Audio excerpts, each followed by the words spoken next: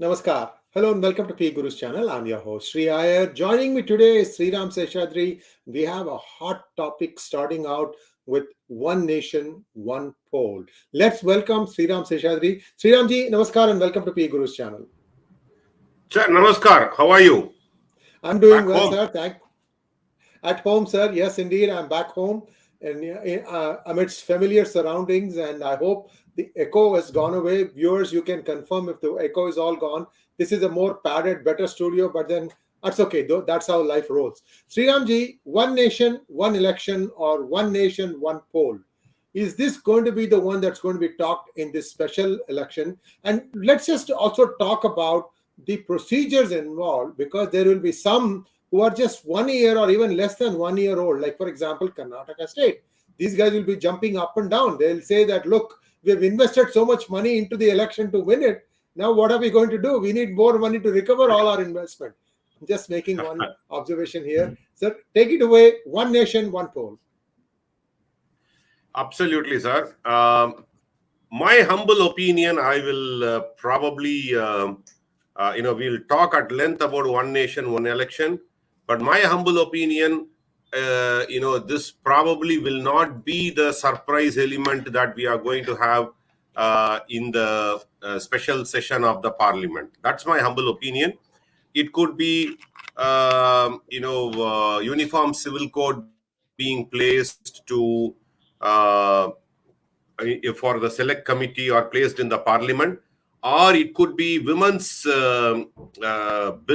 That could be the possibility. Sir, am I audible clear? Because I see a lag in my lips. It's okay, fine, thank you. So it could be a women's bill that could be presented. On top of all these, we know very well Modi and Amit Shah. They are known for throwing surprises. It could be just to inaugurate the new parliament building, and then all the anticlimax would go. But what they have effectively done is they have taken the attention out of this DOTS INDIA DOTS Alliance meeting that is happening in Mumbai with this announcement. Anyway, we are going to talk about INDIA, what they did also in this show. But let us talk about one nation, one election. Is this feasible? First of all, we need to talk about it. And if it has to happen, can it happen in this special session or before 2024 election? These are the two critical points. In my opinion, I don't think it can happen before 2024 election, because there are a lot of constitutional amendment that needs to be made if one nation, one election needs to come to play. We'll talk about what are all the hurdles it will have, but a lot of constitutional amendments. Representation of People Act have to be amended. That is the easiest one. But constitutional amendments, some of that had to be passed in 50% of the assemblies. So that's a level of statutory and legislative work that needs to be done if one nation, one election had to come in. And probably, unless and otherwise parliament works from the special session till February, March, until the election is announced, even then it is not possible. And once it has come, then it will be subjected to Supreme Court jurisdiction.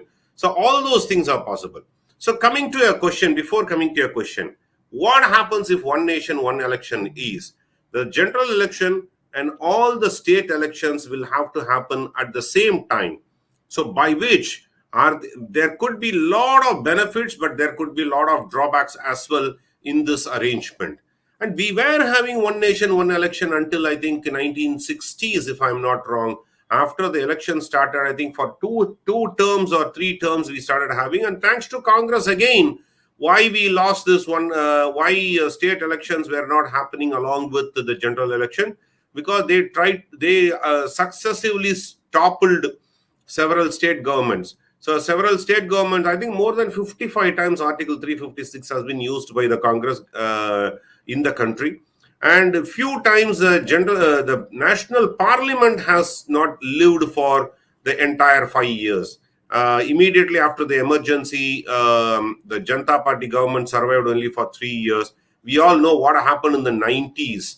I think 13-day period, 13 months period, and National Front and Left Front, National Front, all those governments were formed with about less than a year or slightly over a year tenure that they all survived. So we had seen in a 5-month period more than 5 prime ministers in India. So that sort of actions screwed up the entire system. Now, if one nation, one election has to come, currently, they need to move at least over the next 3 or 4 year period to make this happen. To have general elections or whenever the parliament election has happened, that is the baseline. And then they need to align all the state assembly elections. See, currently what happens is, in a year there are at least 3 or 4 election happens at the state. First, they probably need to consolidate that every year whenever there is an election happens, only once it will happen, not every few months or few months in a row. Or they need to consolidate into 2 or 3 years. If Tamil Nadu government is almost 3 years old, and there could be West Bengal is also 3 years government old, and then club this 3+ years into one slot. And Karnataka government, as Sriram you pointed out, is just only 1 year old. And Rajasthan and Madhya Pradesh are going to come into election in December. So can it be clubbed together? So all these permutation combination had to be worked on. Before all, what happens if a state government falls? After one nation, one election legislation has been passed, what happens if a state government fails? Say, for example, 3 year or 3.5 years down the line, if a state government falls because of lack of majority and no confidence motion, can it wait till the next general election? Can president's rule be imposed until the next general election? As of today, president rules can be imposed only for 6 months with an extension of 6 months. Within a year, election had to be conducted. So if it is a 1.5 year period or more than a year period, can president rule be extended? Constitutional amendment need to come in. Representation of People Act amendment need to come in. And likewise, if there is a state government falls within the 1 year or 1.5 years of its tenure, can the new state assembly election, should it be only for the remaining 3.5 years or 4 years, or should it be because you can't have a 3.5 years of a president rule, so you need to have a short-term assembly election. These are much more easier problem to solve. But what happens in the mid-90s or late 90s situation of general election, when national parliament loses its confidence, national parliament, Lok Sabha actually falls, no confidence through a no confidence motion. What are all the remedies? You can't have a president rule for a nation for a longer time. That will be very, very disastrous for the nation. So can there be an arrangement when the no confidence motion comes, parallelly you need to have a confidence motion? So remove no confidence motion from the constitution, instead bring in a confidence motion. So you propose a new prime minister, at least, though it will be instability, but at least there will be some amount of continuation of governance. Or can it be that, if a national government falls in a 13-month period, like what happened to Vajpayee, can the general election be immediately held and only for the remaining period of that 5-year block? So all these needs to be extensively studied. I think that's why government today or yesterday appointed a committee under Honorable ex-president, past president, Mr. Ramnath Kovind, and then, they are going to study it further. So in my opinion, when all these complexities are there, there is no draft form of this one nation, one election legislation in place. So I don't think it will be the crux of the special parliament. Maybe they can initiate this process, but it has to go to the standing committee, it has to go for public opinions, they have to collect a lot of details, and that will be subjected to court scrutiny also, because you are touching the nerve of the constitution. And when the constitutional amendment happens, the Supreme Court constitutional bench is the custodian of the constitution, so they have a right to interfere. See, even Article 370 abrogation, as we speak, there is a significant amount of court time being spent in validating whether abrogation of Article 370 is valid or not, or abrogation of Article 35A is valid or not. Is J&K, Jammu and Kashmir constitution can be quashed or not? All these are being examined by the Supreme Court because it is a constitutional amendment. So in one nation, one election, again, Supreme Court will have the last say. If so, it cannot happen in the next 8 to 10 months' time. That's my humble opinion. That's why I don't subscribe to the view of a speculation that one nation, one election is going to be discussed during the special assembly of the parliament. Over to you, sir. Thank you so much, Sriramji. Let's talk this thing further out. 2026, there is going to be a delimitation exercise, after which, the number of seats per state coming into representation, like for Lok Sabha, is going to change. I don't know if Rajya Sabha will change too. I don't have much visibility. I've not looked into that. Yeah. Now, it makes perfect sense for the next round of elections, say 2029, by which time all these ducks are lined up, because you have a higher legislature count, higher number of MPs coming into Lok Sabha. And likewise, you can say, let's have one election. So 5 years down the road. Would that be sufficient time, in your opinion? Naturally, at least, in my opinion, minimum 3 years is you need 3 years to prepare for this particular exercise. The reason why I'm saying 3 years is, from the time you make the decision, from the time you legislate, you need to start consolidating the state elections. So that's where I say, when a government is spent about 2 years, you can't just like that dissolve it. So assuming that 2026 the delimitation happens, at that point in time, the legislation is passed. So 2026 year elections would have only a 3-year lifetime, because legislative provisions can be brought in, and then only 3 years lifetime. And any election that is happening up to 27 or 27, mid of 27, will have a life only till the general election that is going to happen in 29 May. And there is another portion is, last 1 year, whichever state is going to go for election, the president rule would be imposed. The second important aspect that has to happen when this one nation, one election comes up is, no government should be allowed to dissolve and run for an election, early election. So that discipline also statutorily need to be controlled. Say Chandrasekhar Rao of Telangana did that twice. So they dissolved his assembly earlier, took the election earlier, knowing very well that otherwise he will lose the election. So he took that chance.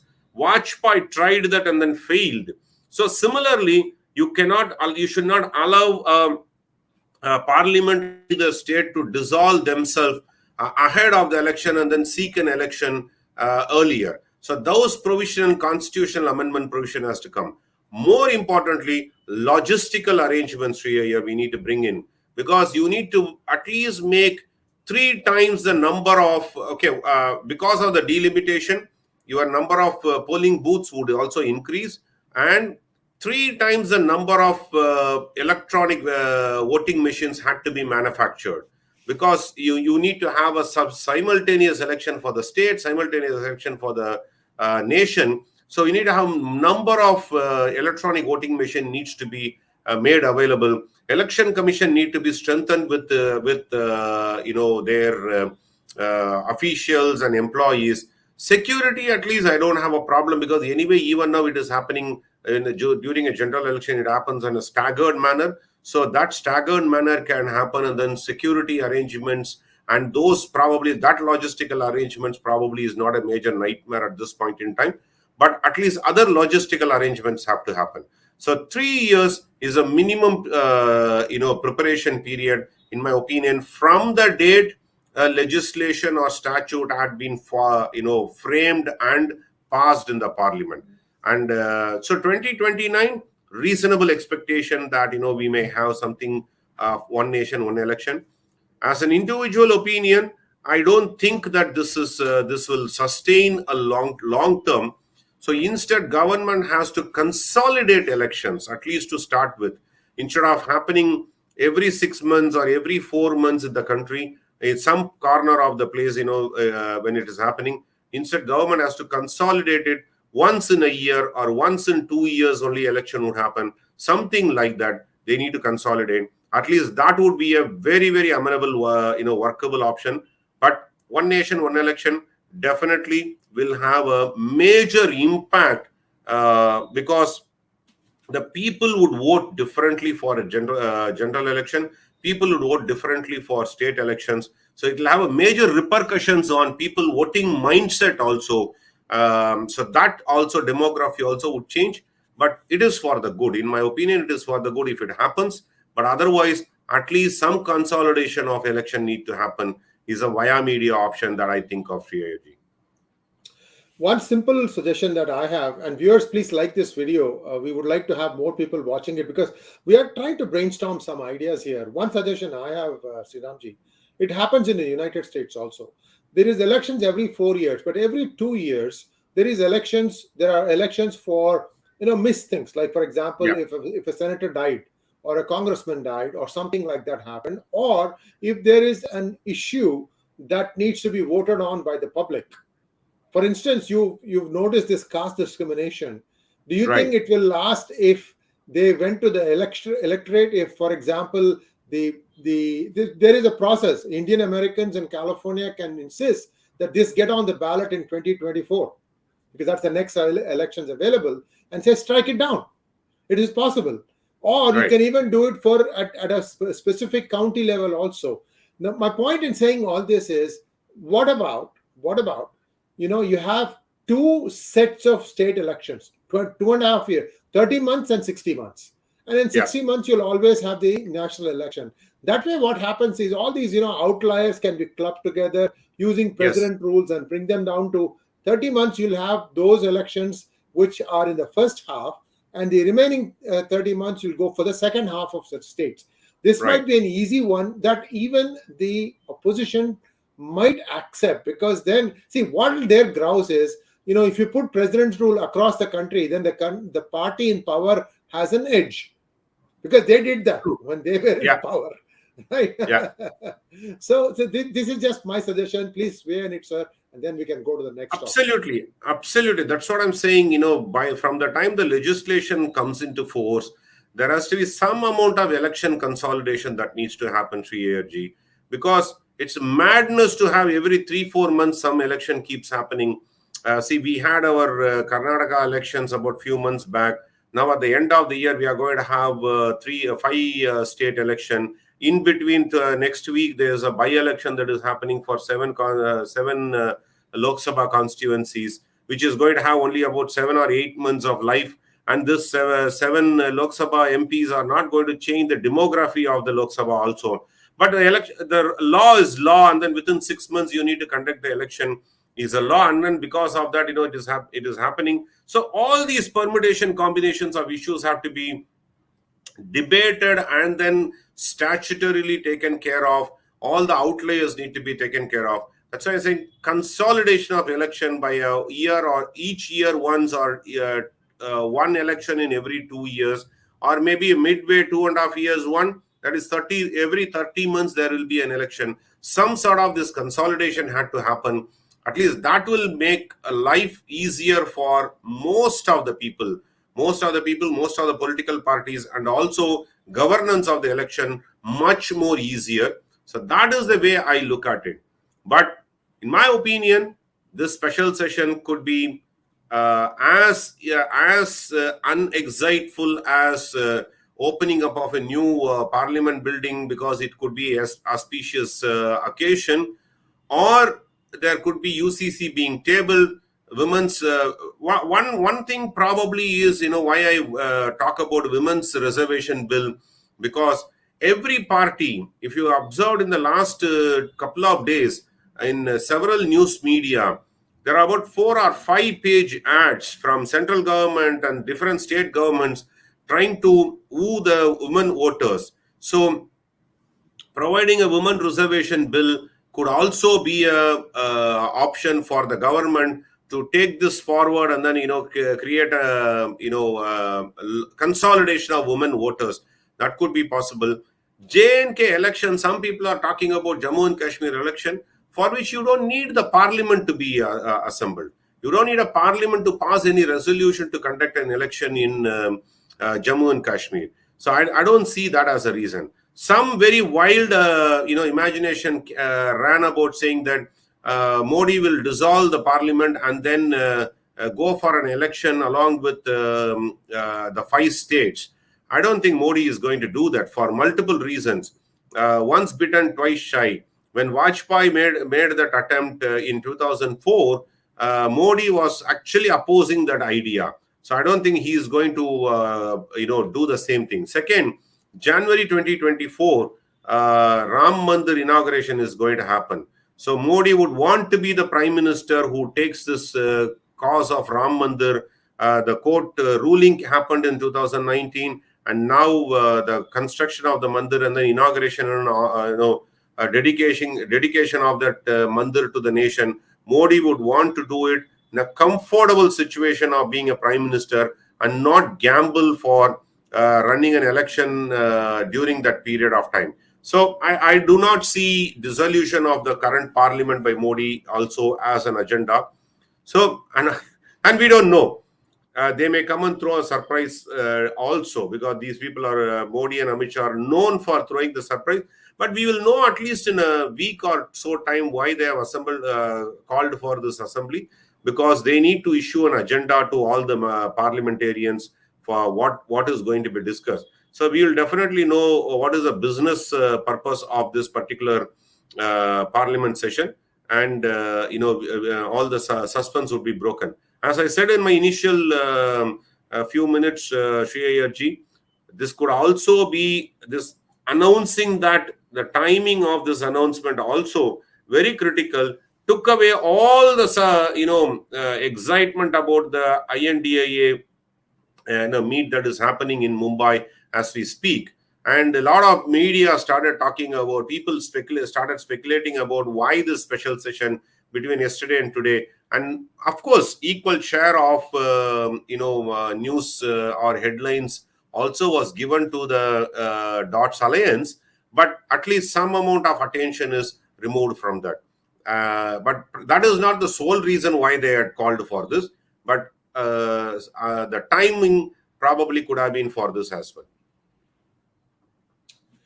Well, lots of speculation about what is going to happen. And now let's move on to the Dots Alliance resolution. Sriramji, we are going to put up the Dots Alliance resolution, and then you can talk to that. Surprisingly, everybody did make it to the stage. There was speculation whether Pawar would make it, whether Trinamool's Mamata Didi would make it, Kejriwal, for example. But surprisingly, everybody made it. So what does that mean? Are they feeling a little heat? So, yeah, one thing that we need to give it to them is they consecutively met for the third time. So definitely let us appreciate that the resilience that they have to meet together for the consecutive third time. Before dwelling onto this, the resolution that they passed, what is the objective of this meeting when everybody talked about they want to release a new logo? I'm surprised that they just came and designed the logo only in this particular meet. Ideally speaking, if they are going to release a new logo, they should have had a design of that, color scheme of that, design of that, circulated to the constituents of this Dots Alliance well in advance, talked about each one's preferences or likes and dislikes, and then adapt the changes and then release it, right? That's how normally, Sri you will do any sort of this, alliances or any sort of this convention, even in a business meetings or bilateral discussions. You don't come into the meeting and then take a drawing board and then start drawing your logo. So logo could not be achieved because of some constituent members had a reservation about some color schemes. So that's a message that one gets.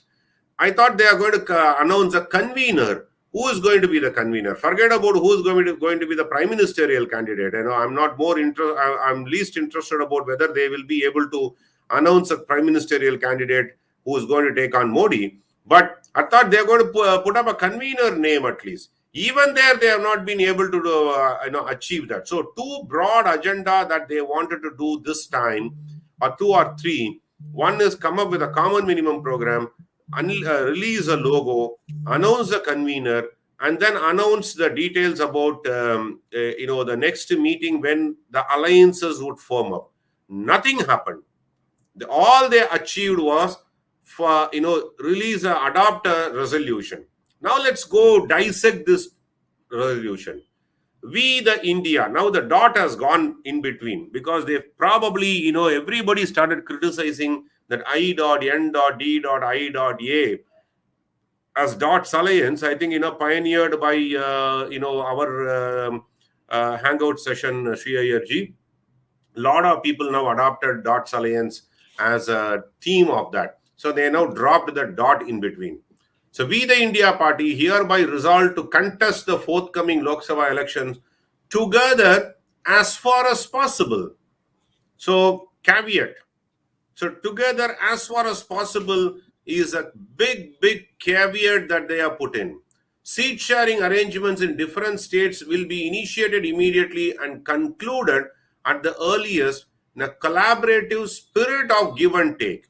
Another caveat, in the spirit of give and take. So this statement we need to dissect.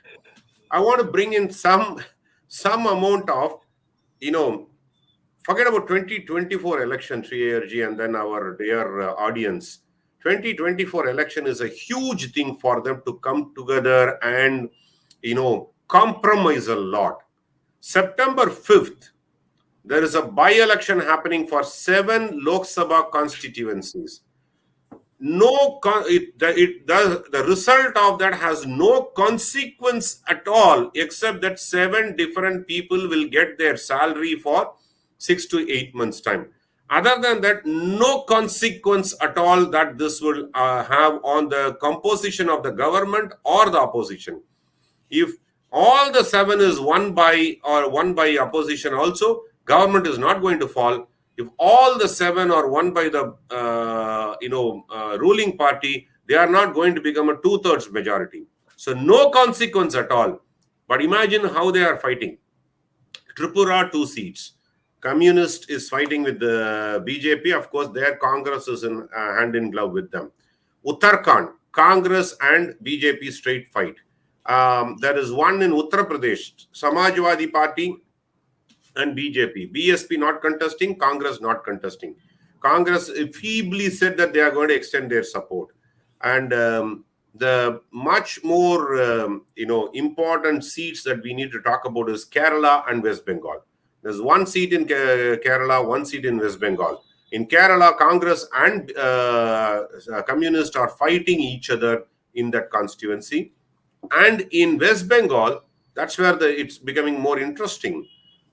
Trinamool Congress is fielding a candidate. BJP has fielded its candidate. Communist and Congress together has fielded its candidate. Come on, guys, where is your unity?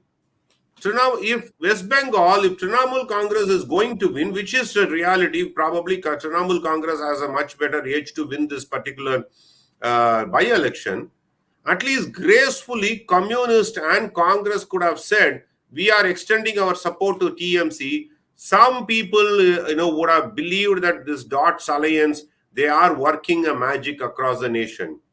Even in the inconsequential election, like the 7 Lok Sabha by-election, if this team could not come together and then fight BJP head-on, imagine in 2024 how they imagine to field a 400 common candidate across the nation. Unbelievable. Let's dissect that also. Tamil Nadu, probably 39 or 40 out of 40, there will be a consensus candidate from this Dots Alliance, which happened in 2019 also.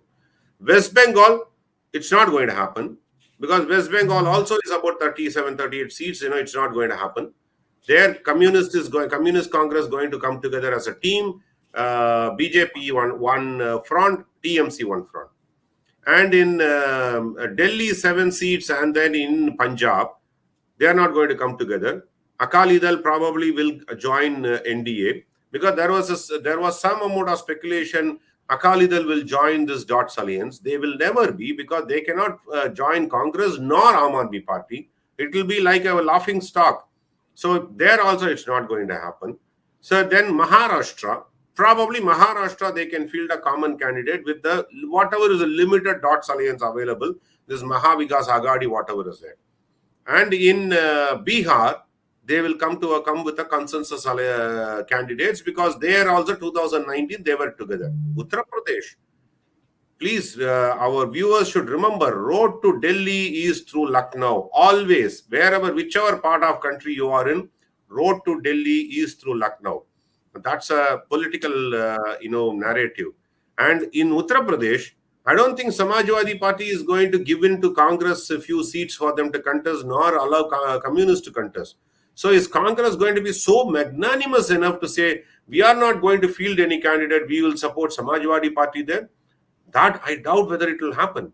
So these are the 5 states where the coalition is going to work out, except Tamil Nadu and to some extent Maharashtra and Bihar, which happened in 2019. No other place this coalition going to work out. And as a consensus candidate, Kerala, Punjab, Haryana, and in Delhi, West Bengal, everywhere, this alliance is not going to field a consensus candidate. They may claim 350 consensus candidate because there is a Rajasthan 25 seats. Congress and BJP are going to fight. So Congress will field all the 25 and then say this is a consensus candidate. Similarly, in Madhya Pradesh, somewhere around 26 seats.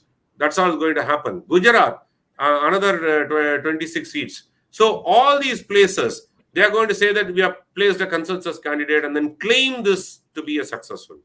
So this is still, we need to still wait and see how they come around. Will they put up a common consensus prime ministerial candidate? That's a big story. Otherwise, 2019 to 2024, not much of a difference except AAP and TMC coming on board, at the same time not on board.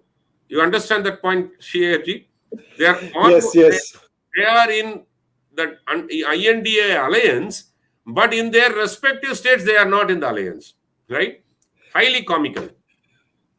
They are in looking out. They are in looking out. Yes. Now let's take an interesting take at the Madras High Court. One of the judges who is actually opening up many cases so moto that were closed when there was a transition in government. This is a new trend. I don't think other states have tried it. In all these, scientific stuff, Tamil Nadu, unfortunately, is at the forefront. What do you make of this? Is it important? And do you think it will spread to other states also? And a lot of surprises, I'm afraid. Is it a good thing or a bad thing? All that and more, sir. Yeah. No, it's a very important topic that we need to discuss because one by one it happens. Senthil Balaji case was revived by Supreme Court. They just quashed the Madras High Court dismissal of that case. Imagine why all the politicians are interested to get the case dismissed and not get acquitted. Because the moment case is dismissed, there's no prima facie case, and hence, there is no predicate offense for ED to come in. But if you are acquitted, the prima facie case still exists. The only thing is, the case could not be proved, and then because of the lack of evidence, acquittal happens.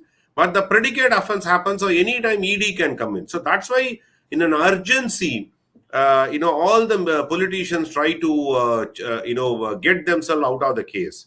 Let's look at 2 important cases, and of course, Justice Anand Venkatesh of Madras High Court has unprecedentedly executed his judicial authority.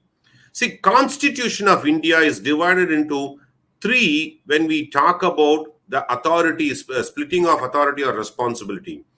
One is with the legislative, second is executive, third is judiciary. Constitution of India actually relies the upholding of the constitution more than the legislative and the executives on the they actually relied more on the judiciary than the executives and the legislatives, because the legislators may try to change the or influence the judicial process or constitutional processes.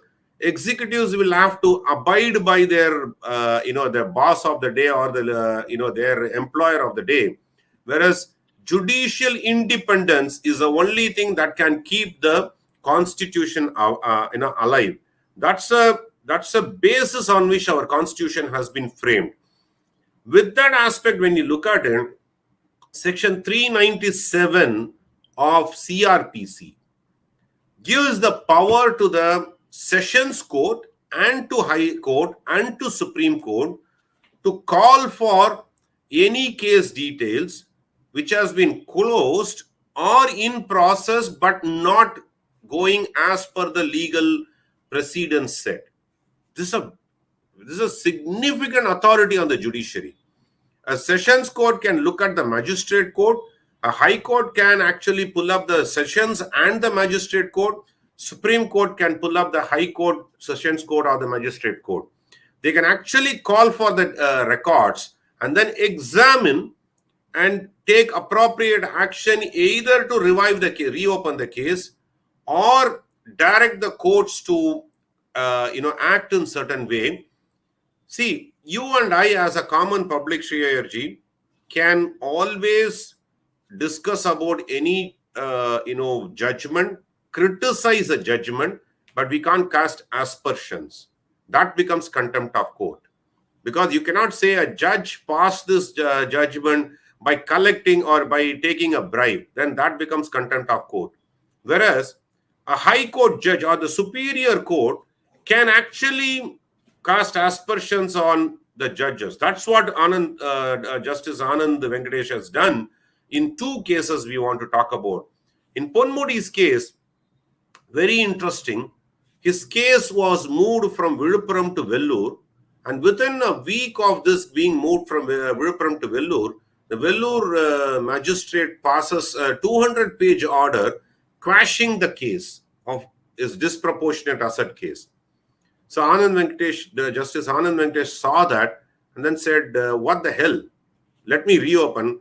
And, if one goes through the judicial pronouncement of, Justice Anand Venkatesh, it's an eye-opener for all the people who are law students. It's really an eye-opener, saying that how did actually question the process of movement of the case from Viluppuram court to another, district magistrate court. That process itself should have been, was flawed. No process followed. On top of that, the 200-page judgment given by the magistrate within the week of this case being transferred, which means, and I think, a day or two before his retirement, the judge was retiring. And then, just a few days before the retirement, this guy passes, magistrate passes the, acquittal or, dismissal order, dismissal of the case. So then Justice Anand takes umbrage of that and then says that, how ridiculous it is. This week, he actually reopened another 11 years back case that has happened. O. Pannirselvam, he was I think PWD minister in Jayalalitha's government in 2001 to 2006. And when Karunanidhi government came in 2006, they filed asset disproportionate to the known sources of income, case on him. Not a big money, because actually viewers should also realize that, all these cases will be for 1 crore, 50 lakhs, 70 lakhs. And, we all know that these guys would have looted thousands of crores or hundreds of crores. But no agency will go after a large amount. They'll always go after a small amount, because a 1 lakh bribe attracts the same amount of conviction or sentence as against a 10,000 crore bribe also. So easy to prove. 1 lakh is easy to prove, so they'll go after a smaller amount. In this case, EPS case, it was for a very small amount of 1.3 crores or something like that to that Was effect. it EPS or OPS, sir? OPS, sorry, OPS. Thank you for OPS. O Paneerselvam. OPS case, it was for 1.3 crores of asset disproportionate case. When 2011, when Jayalalitha government was formed, you should look at the process followed, Sri Ayarji. It is moved from Madurai court to Sivaganga court, and the court did not dismiss this case. The closure report was filed by the authorities to the assembly, and the speaker, based on the closure report, withdrew the consent given to prosecute OPS. Imagine the amount of atrocities, the misuse of power that these people have been doing, right? The speaker withdraws the power. So that is what, when Justice Anand Venkatesh was looking into one case after other, KKSSR, Tangam Tennarasu, all these cases were quashed or dismissed in the last 1 or 2 months time frame. He opened up. Then he saw, let me look at something different as to how other cases have been, closed. That's when he picked up OPS case, and then, he was furious. How can an assembly take away, the speaker take away the privilege given to the court, right? Sorry. When you mention speaker, I can't call the current speaker as a speaker. I would call him a racist, and I would also call him a bigot. I would call him many other names. Speaker is not the first name that jumps to my mind. Maybe you can touch upon his recent statement. A speaker is not a politician. Viewers, please understand this. A speaker does not have any political leanings. He accepts to be neutral. He has to act neutral, speak neutral, think neutral, write neutral, read neutral. He has to just interpret the Constitution and rule based on that. Instead, this great man has said some things which is very objectionable. Sriramji, if you have time, we can do it today or we can do it tomorrow in the Tamil, because a lot more relevance when you do it in the Tamil. And you're not escaping, Mr. Speaker. You had it this time. You're not escaping. Anyway, we have the testicular gravitas to analyze this. You can't send any goons. You have sidestepped your function. Anyway, because we have to say, like just now you explained that you can criticize the judgment but not the judge. In this case, it is the speaker that we are going to criticize, not his statement. The statement is very, very bad, but we are going to take a look at this person because he has essentially transgressed the law. Anyway, let's take a look at it later, sir. I just wanted to say that speaker needs to understand the boundaries within which he works. Go ahead, sir. True. So after evaluating these 3 or 4 cases, Justice Anand Venkatesh became literally depressed, I should say, because he said, come on, guys, whenever there is a regime change, you guys are tossing the judicial process and then, quashing or dismissing all the cases. Then why are we sitting here as a judiciary? That's a fundamental question he asked himself. And then he announced now that, he is going to reopen all the cases that have been closed either by the magistrate court or by the special court formed in 2017 post Supreme Court judgment on Ashwini case, where fast track court had to be set up for every MLA MP cases. So every case where there is an MLA MP or the legislator being involved, whenever the case had been closed, immediately after the regime change, he's going to pick up every case suo motu. Does judge have the power? Yes. Section 397(1), gives him that power of CRPC, gives him this power. So he is exercising his judicial power. Not many judges have gone about and then used this power in a summota way. Of course, they have done it on a public cause, but this is a huge public cause. And then he is actually digging up every case that has been closed, and then the rulers or the legislators escaped the judicial process. Is reopening everything and then taking it up for further investigation. I think this is a wonderful thing that is happening from the judiciary. And once again, Tamil Nadu, Madras High Court is setting the standard. I hope that every other state High Court pitches in for this, reopens similar such cases, because this is for a public morality and public good energy. And then, even though there are a lot of cases pending before the courts, this is equally important. Equally important, because when the legislators can abuse the powers that they have to escape the judicial process, why shouldn't the judiciary step in and then set this right? That's a fundamental constitutional responsibility Constitution of India has given to the judiciary. That's why I dwelled upon the administrative or the executive, legislator, and judiciaries, three pillars of a constitution, and constitution relied on the judiciary more than the other two pillars. I'll pause here, sir. Thank you so much, Sriramji. We have a lot of questions. Not sure we'll have time for all of them. Let's just try to go through as many as possible. Sure. First question, please.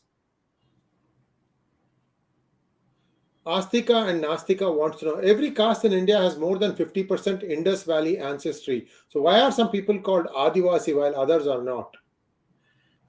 Thank you, Astika and Nastika, for this question. I'll just try to make an attempt.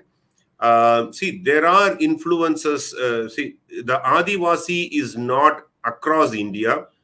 Adivasi seems to be from the individual localities. So if you ask me, some of the communities actually, interestingly, I would say this. I went to Ahobilam last week and went to the Navanarsimha temple, blissful experience. Every Narsimha temple is guarded by the tribes who, descendants of the tribes who are from that particular era, particular sect of tribe. Those are called the Adivasis of Ahobilam. That is how I look at it. So it is the region in which they have been living, they have been nurturing for hundreds and thousands of years, and then they become the Adivasi or of that particular, particular area. Unlike US, you are right. Unlike US, India has evolved over a period of thousands of years. But definitely, Mohals cannot call themselves an Adivasi in India, and Christians cannot call themselves an Adivasi in India. Unfortunately, some of them do call themselves as an Adivasi and then claims the benefits of Adivasis even after conversion. But they cannot claim Adivasi's status. But the Aborigine community that have been living in that particular locality are Adivasis of that locality. Maybe others who migrated from a different location to this locality cannot be termed as an Adivasi. But the tribes or whoever has been described as the tribes are the known, oldest known people of that particular portion of that country. So if you take a Badugas in Nilgiris, you can see only Badugas only in that place. So those are called Adivasis of Nilgiris. So that is how I look at it. Next question, please. J.S. Kumar wants to know, what happens if all Muslim vote shifts to Congress in 2024? How many seats may Congress get? Kumar, it's a very interesting question. Even now, all the Muslim votes goes to Congress except Uttar Pradesh and Bihar. I think Bihar, it goes to RJD, and then Uttar Pradesh, it goes to Samajwadi Party. Otherwise, Congress enjoys the Muslim votes. But I don't think Muslims would vote en masse across India to Congress, because their reliance and their trust on Congress has gone long back. So individual states, they look at the different parties. Say, for example, in Telangana, they look at AIMIM as a savior of them. And in other parts of the country, say in Bihar, they look at RJD as their favorite party. In Uttar Pradesh, it is Samajwadi Party, which is their favorite. In West Bengal, TMC is their favorite compared to Congress or Communist. So I don't think Muslims will actually en masse vote for Congress. If Muslims vote en masse for Congress, they will still end up with the 18% votes. That's all I see. Next one, please. Karthik Vishwanathan wants to know, sir, you said in Twitter about EPS tricks to keep alliance guessing till the last moment before elections. You said passing this info to center somehow. Is Amit Shah or Modi doing something? See, ours is not to reason why a political party takes certain decisions. That is how I look at it. Being an analyst, I look at it that way. Of course, my message has been sent to Amit Shah and Nadda ji through certain route. It has gone to them. Not that they are not aware of it. They may have a different calculations, and that calculation is what I was questioning. My questioning for not to have a truck with EPS is very simple. With alliance with EPS, 0 seats. Without alliance, 0 seats. I'm just saying, if the result as per the India Today opinion poll or other opinion polls are saying, only with alliance, NDA will get 2 seats. Without alliance, they are going to get 0 seats. The 0 to 2 seats, should you even compromise on this and then instead try to create a environment that BJP is growing in Tamil Nadu? So all I'm saying is Congress made a blunder in 89, not allowing Mupanar headed Congress in Tamil Nadu to grow when he had a 20% vote share. Instead, they revived ADMK at that point in time. Likewise, don't extend an olive branch to ADMK to revive here at this point in time. Try to find what is your strength. This is a risk-free election, in my opinion. That's why I said, try to find your own position in Tamil Nadu. EPS is going to do that. For him, 2024 election is not a big consequence because he doesn't have any national ambitions. So 2026 is his important for election, but 24 is not. Pawan Kishore wants to know. Thank you, Pawan. Namaskaram, sir. Instead of one nation, one election, why not have 2 elections like USA, one for national and one for all states? Yeah, Pawan, that's what we discussed during the program. 30 months, 60 months would be the ideal way. Until such time we mature to move to one nation, one election. I think that's the ideal way. Next one, please. Deepak wants to know, can ONOE overshadow state-specific issues? Will one-size-fits-all strategies serve well? What could be the potential effects of reduced diversity in political representation?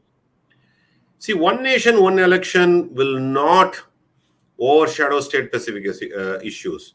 We have seen in many states where national election, general election and a state assembly election happens at the same time.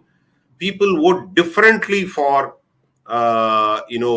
state and then differently for the nation. One such example I would give is 2019, Tamil Nadu had about 23 seats state election. You could say the mini assembly election, because survival of the government was dependent on at least winning 9 to 10 seats.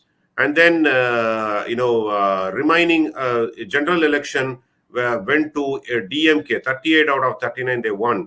Whereas on the state election, people actually safeguarded the ruling combine at that point in time. Otherwise, if everything had gone to DMK at that point in time, 23 seats to DMK, Edappadi government would have fallen at in 2019 itself. Likewise, when you look at Telangana, look at Delhi. In Delhi, every time when there is election, Arvind Kejriwal wins, sweeps the state election, whereas when the national election happens, BJP sweeps all the 7 seats. So states, even when the election happens together or not, people behave differently for different elections. Potential effect of reduced diversity in political representation. I feel the diversity by which you mean only the sex ratio or women versus men diversity, but that doesn't make any big difference. But definitely representation of various walks of life should be there, especially the pluralistic country like India. You need to have a representation of minorities. You need to have a representation of SC, STs and the backward class. Everybody you need to have a representation. Unfortunately, one of the community doesn't get much of representation is Brahmins, but other than that, everybody else gets a representation. Parsis don't get much of representation too. They are also equally a minority in this country. Jains get some representation, but then diversity, when you talk about it, it is not just gender diversity. It should be for others also. I don't think that is changing much here. I think we are still having a balanced effect so far. Next question, please. Thank you, Magnet Ranga, for becoming a YouTube member. Thank you, Vasanta Ramaswamy, for becoming a YouTube member. Subramanian Vishwanathan wants to know, Sriramji, whether one nation, one election is practical if cancellation of state assemblies and country is run with MPs and respective district collectors. Essentially, he's saying just do away with the states. I don't think that's a huge constitutional, change. I don't think that is going to happen, Subramaniam Viswanathan, because you can't really do that, because you do need states at this point in time. You gotten used to it. Unless there is some unless there is an innovative solution that comes up, I don't think this is possible. I don't know what one nation, one election is practical at this point in time. Need to wait and see. I have my fingers crossed. Magnet Ranga wants to know, while there may be a reason for delimitation, is there any understanding of the financial impact given the unbridled expenses that elected representatives enjoy? Good question, Magnet Ranga. I said the delimitation exercise happens based on the population and population realignment. So we have a constitutional requirement to do the delimitation every 20 years. Last time it happened was 2006. Probably most of us were not even aware whether such delimitation happened or not. But now 2026 is a grand gala delimitation that everybody has their eyes on, because whoever manages the delimitation can rule the country or the state. They can do some amount of jugglery amongst that. That is why people are looking at this, with much more interest. Delimitation at this point in time doesn't increase the number of seats. Delimitation only realigns the constitution boundaries. But what Modi ji is targeting is to increase the number of size of parliamentarians to more than around 800, not beyond 534. 544. The reason is, look at Uttar Pradesh. An MP seat probably would have a registered voters of 20 plus lakhs, whereas in Tamil Nadu, it is average 10 lakhs. So naturally, Uttar Pradesh is thickly populated, plus 22 crore population. Naturally, they need to have more representation. Maybe then Uttar Pradesh will be bifurcated. Previously, Uttar Pradesh used to have 130 plus seats. Now it has 80 seats. Uttarakhand born out of it, Jharkhand born out of Bihar. So all these state bifurcations happened because of that. Of course, cost of elected representatives will go high. But imagine an MP serving 20 lakh people and then MP serving 6 or 7 lakh people. The effort required by that MP who serves 20 lakh people is enormous compared to a 6 lakh people MP. So you need to bring some equitable. That's why the delimitation number of seats also has to grow up because of this. Rahul Rathod wants to know, MCQ, even though government has formed panel on ONOE, but still special session is maybe related to one ONOE, UCC, G20, surprised by PM Modi, and I think option 4 is probably right answer. Your views, sir? Yes, that's what we talked about, Rahul Rathod. One nation, one election, I don't think is a crux for the special session. UCC probably women's reservations probably. G20, I don't think we need to have, because this session itself is organized after the last leader of G20 leaves the country. So I don't see why G20 is a reason. Surprised by Modi is always there. Well, Vignesh Prabhu wants to know. Thank you, Vignesh. Rohini Commission Commission. report could be the dark horse in special session. If that happens, all regional parties will have final death nail on their caste politics. See, Rohini Commission report submitted its interim report somewhere in 2016 or 17, and then it has already thrown lot of surprises in the interim report.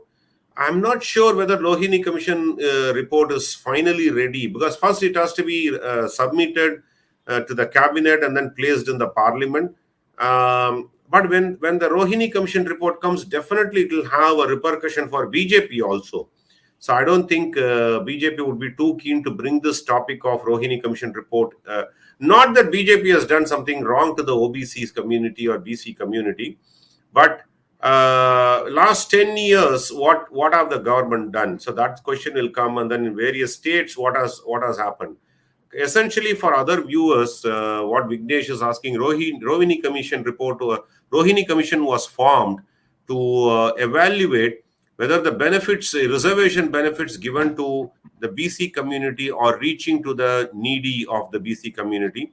The interim commission report said very clearly that almost like there is a 25% reservation, 22% reservation is being enjoyed by 16 or 160 communities, and then remaining 2% by 900 odd communities, and then 1,600 group within BC as a quota enjoys 0 or 1% of the reservation. 25% whatever is given is 22, 2 and 1 it is divided. So injustice done to about 1,600 caste groups within that BC community. And that is what, stark realization came about. And, I don't think that probably may not be an election issue, or it could fire either side. So I doubt whether that could be the reason. Next question, please. GDM Techniques wants to know, has the government enough strength in Lok Sabha and the Rajya Sabha to pass the law regulating one nation, one election? At this time, no, because the constitutional amendments would require Rajya Sabha approval, where the states have to agree to that. Some of the state parties that they rely on may or may not agree, and just before the election they may not. After 2024, with the renewed strength, probably yes. And more importantly, 50% of the states have to come on board. That also, some of the constitutional amendments, 50% of the states also has to pass that in their respective assembly. That also BJP at this point in time doesn't have. So we need to see what is that their recommendation on one nation, one election. So until such time, we cannot talk about it. But dead sure that it is not going to happen before 2024, in my opinion. Dr. Chetan, thank you so much. NAMO will never go for an early election and miss the opportunity of being an active PM during the RAM Mandir inauguration. Yes, indeed, we agree with you. Next question, please. Dakshinamurthy wants to know, please update the political issues currently in Kerala. Seems like left is getting unpopular by the day. So it's a seesaw, sir. Dakshinamurthy in Kerala. At least Pinarayi Vijayan came to the second term consecutively. That itself was a big achievement. But otherwise, there's no alternate at this point in time for left, which is once again a Congress, which also has some amount of communist in them, in their alliance. So one cannot rule out a communist influence in Kerala. BJP has to work too hard to grow there, to change the scenario. At least Pinarayi Vijayan is becoming very, very unpopular. There are a lot of untoward things happening. We can even do one session on Kerala specifically sometime in the next few weeks time, whenever we get, at least we can concentrate on that. But at this point in time, I would say that, he's safe, because, he still has another 3 years, if I'm not wrong, or more than 2 years tenure. So I think he's safe so far. Thank you, Pawan Kishore. Where can we buy your new book in United States? Pawan, the paperback is not available in United States, but you can get the book today on our app. Sri Iyer app is available for iOS as well as for Android, and you can get the ebook from there, and you can start reading it almost immediately. It is available for purchase today. Thank you. I hope you do start reading. All those of you who came to the book release in Bengaluru, I mean, I was sold out in no time at all. My request to all of you is do put in a review in Amazon. Whether you like it or not, that is fine. It's a process of discovery for me, how good I'm able to present a story. So your input will be valuable in me trying to become a better author. Thanks once again. And viewers, please like, share, and subscribe to our channel. Don't forget to click on the bell button for notifications. Sriramji, namaskar, sir. And for those of you who follow us on Tamil, we'll be back tomorrow at 10 a.m. India time on Tamil. We have not discussed the topic yet. We will tell you. I think the Speaker of Tamil Nadu, his intemperate comments will probably be one of those things. And I think the Anand Venkatesh Yes, will be another definitely. one. And there is, I think, 3rd September, Padayatra resumes for Annamalai. We'll take a bit of a stock taking on the first phase. Maybe Sriramji has some inputs about what he has heard from the ground, because everybody has come back to headquarters. Thanks once again, sir. Namaskaram. Namaskar. Thank you.